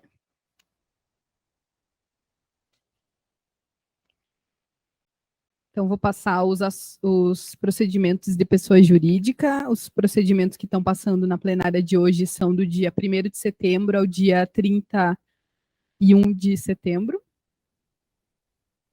30 de setembro? Não lembro se tem 30 ou 31. Então, 30 de setembro. Nós estamos, então, nessa plenária com 47 procedimentos de registro aprovados ad referendum, 11 registros em andamento e 2 reabilitações de registro ad referendum e 2 reabilitações de registro em andamento. Reconsiderações não tivemos nenhuma. Ingresso de RT aprovado AD 220, ingresso de RT em andamento 224, baixas ex ofício de RT 13, baixas de registro em andamento 20, baixas de registro baixa de registro ex ofício, né, 20, registro em andamento 14, 1 indeferimento de registro, 1 indeferimento de ingresso, 2 retirados de pauta e 60 procedimentos de alteração de horário. Então, 617 no total. Nossa plenária esse mês está um pouquinho menor que a do mês passado. Tivemos 1.251 protocolos, 847 em pauta. Então, a diferença ali só os procedimentos indeferidos ou arquivados pela duplicidade. E, em comparação às plenárias dos anos anteriores, né, essa diminuiu um pouquinho em relação ali aos protocolos de setembro de 2021, mas lá em referente a 2020, onde ainda era presencial, né, ela temos bastante diferença ali na quantidade. Não tenho nenhum destaque para essa plenária, provavelmente na plenária, na próxima plenária, o nosso destaque vai ser a farmácia de saúde indígena, que ainda está em andamento, mas eu acho que agora vai, daí eu acho que entra para a próxima plenária, ele vai protocolar essa semana. Tá ótimo. Obrigado, Gabriele. Algum questionamento? Não havendo, então, em regime de votação, os favoráveis permaneçam como estão, contrários se manifestem, abstenções. Aprovado por unanimidade a apresentação do relatório do Departamento de Cadastro Pessoa Jurídica. Obrigado, Gabriele. Muito obrigada, boa tarde. Dando sequência, então agora nós temos assuntos do Departamento de Fiscalização com a farmacêutica Tainá de Lima.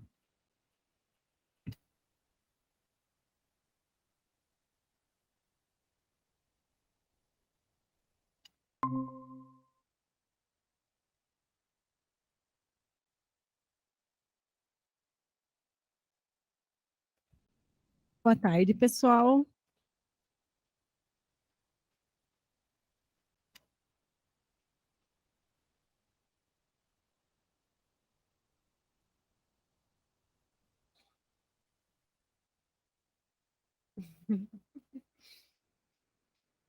Não tá indo.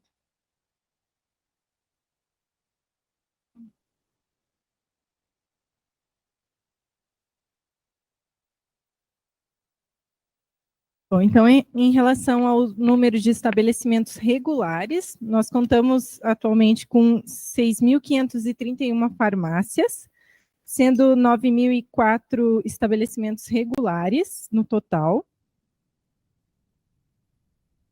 O total de estabelecimentos irregulares ou ilegais, nós temos 542 farmácias, isso está correspondendo a 7,66% do total de estabelecimentos, e temos 654, que corresponde a 6,77% do total de estabelecimentos ilegais ou irregulares.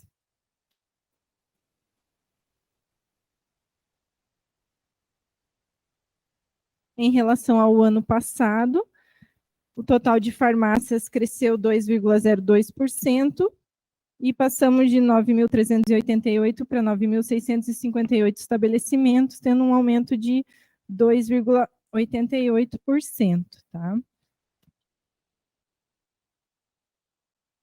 Teve um crescimento maior entre distribuidoras de medicamento, correlatos e transportadoras do ano passado para esse ano.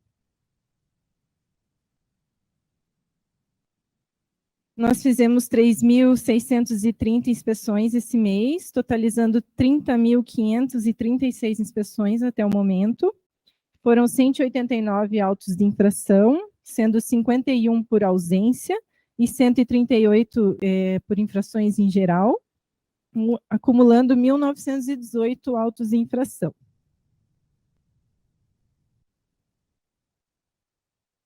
Nós fiscalizamos dos 399 municípios, 295, estamos com 14 fiscais em atividade externa. Cerca de 37% dos estabelecimentos receberam pelo menos uma inspeção esse mês. A proporção de estabelecimento por fiscal é de 689,9 estabelecimentos por fiscal. Em relação às ausências, 12% de ausências lavradas esse mês geraram auto de infração, mas isso corresponde a apenas 1,4% das inspeções totais. e cerca de 21% dos estabelecimentos que estão irregulares e ilegais foram autuados esse mês. Aqui é o perfil das inspeções, a maioria é em perfil 1, 70,8%, seguido da perfil 2, 15,5%, perfil 3, 3,8%, perfil 4, 6,6%, perfil 5, 3,3% das inspeções. Aqui o perfil dos estabelecimentos, só para justificar também porque que a maioria das inspeções acabam ocorrendo no perfil 1, é porque a maioria dos estabelecimentos estão atualmente em perfil 1, cerca de 56% dos estabelecimentos em perfil 1, 7% em perfil 2, 1,5% em perfil 3, 28,3% em perfil 4 e 6,8% em perfil 5. Aqui eu trouxe alguns dados que a gente tem que postar todo trimestre, um relatório de fiscalização que fica lá no portal Transparência do Conselho, tá? Eu trouxe só a título de curiosidade aqui, que nós já atingimos praticamente a meta desse ano, já nesse terceiro trimestre, tá? A meta estabelecida para esse ano era de 31 mil inspeções, nós já atingimos 98,5% dessas inspeções. Em relação também aos termos com orientação, a gente tinha definido, quando o fiscal vai na farmácia e realiza a orientação, a gente tinha definido que fazer pelo menos 15% de orientação por trimestre. A gente está tendo uma média dos termos de 18,36%, então já está acima também.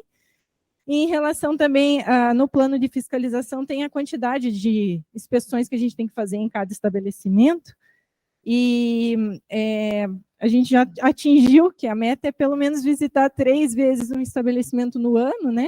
Não que todos estão recebendo de fato, né? Mas pelo número de inspeções, a gente tem visitado 3 vezes por ano já, e farmácia a gente já atingiu 4 visitas ao ano.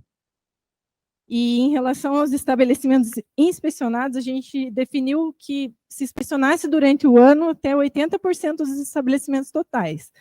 Hoje, a gente chegou em 79% já dos estabelecimentos já receberam uma inspeção nesse ano. Então, as metas estão quase sendo batidas já no terceiro trimestre.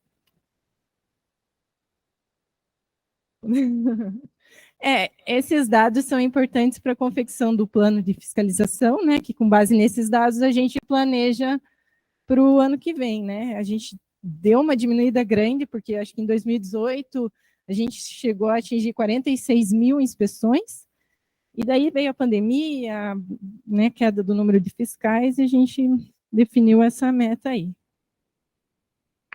46.110, que foi o recorde, né? Seria isso. Algum questionamento?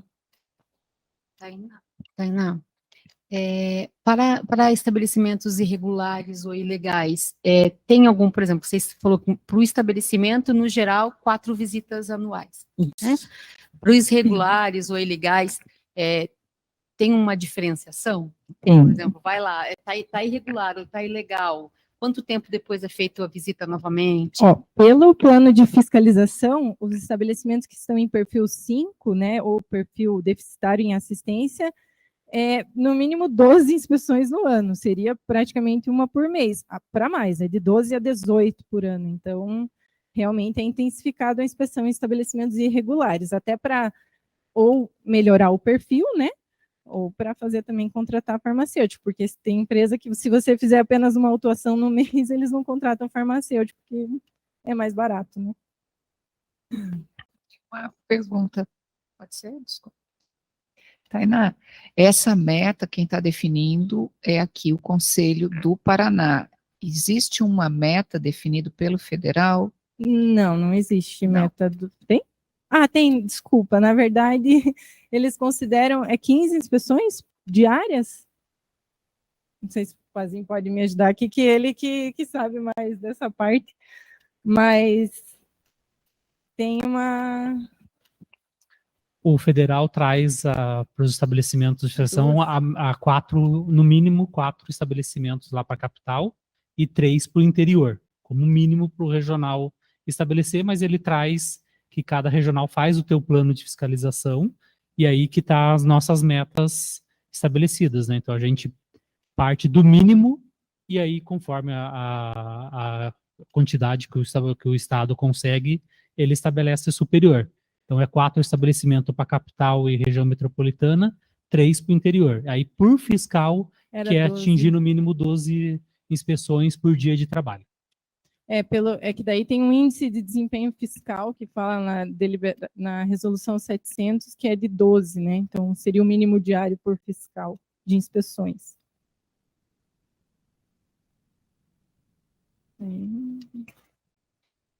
Mais alguém? Então, podemos votar. Então, em votação, os favoráveis à aprovação permaneçam como estão. Os contrários se manifestem. Abstenções. Aprovado por unanimidade a apresentação do relatório do Departamento de Fiscalização. Obrigado, Tainá. Neste momento, nós encerramos, então, a transmissão pelo YouTube, considerando que nós temos assuntos sigilosos, que são os processos administrativos fiscais, e convidamos a quem estiver nos acompanhando que retornem amanhã às 14 horas, porque amanhã nós temos mais uma palestra muito interessante que está relacionada com a vacinação, desenvolvimento de vacinas, com o farmacêutico Emanuel Maltempe. Então, sejam bem-vindos a partir de amanhã. E, neste momento, então, nosso TI encerra a transmissão.